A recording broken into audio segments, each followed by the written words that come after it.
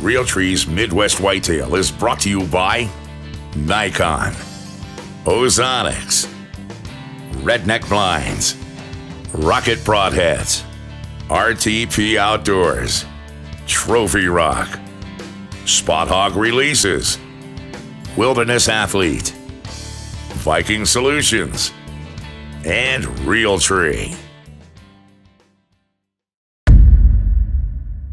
Day 23, November 13th.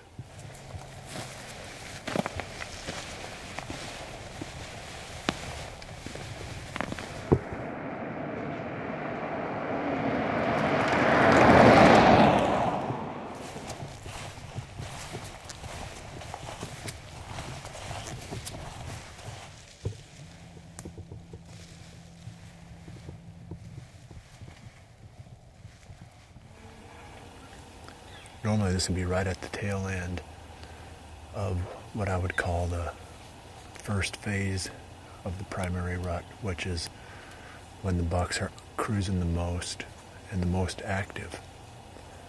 But this year the rut has been pretty strange compared to, if there is such thing as a traditional rut. This has not been a traditional rut. We've not seen a lot of heavy buck movement during what should have been really good days here with cooler temperatures, prime time, first week of November. This morning I'm back at my home away from home. This is that bedding ridge where I've been really focused on trying to catch up with this lone oak buck, the big chocolate horned 8-pointer. The morning is perfect, beautiful. Gosh, maybe we need a little bit of wind, but it's just gorgeous. Light fog, low 30s, so we've got a heavy frost everywhere. It's just beautiful.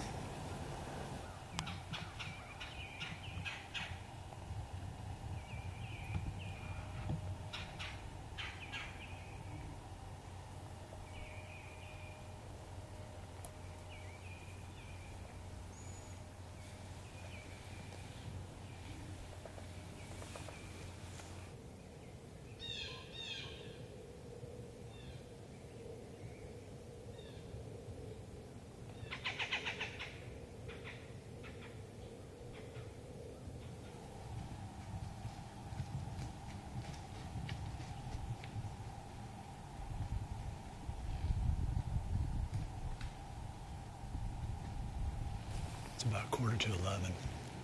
Usually on these rut hunts, I like to stay on stand until at least 11. And it would be nice to stay all day, really. This is probably not that great of an afternoon spot, so somewhere along the way I would have to switch. But unfortunately, there's always a lot of work that has to be done in the office.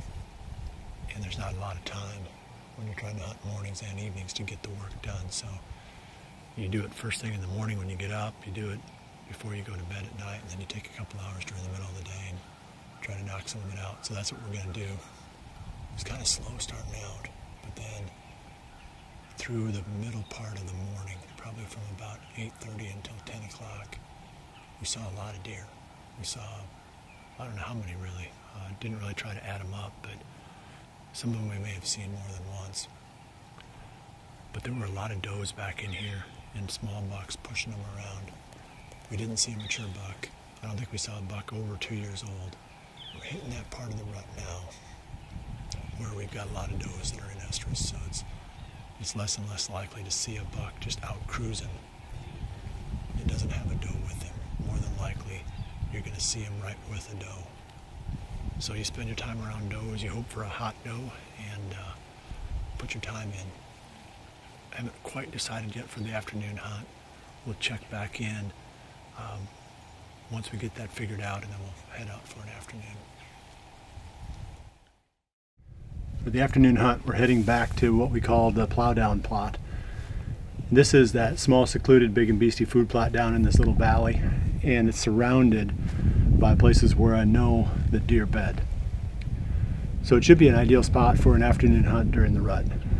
We've got it's about a half a mile walk down in there, and then I'll see you down in the blind here in just a couple minutes.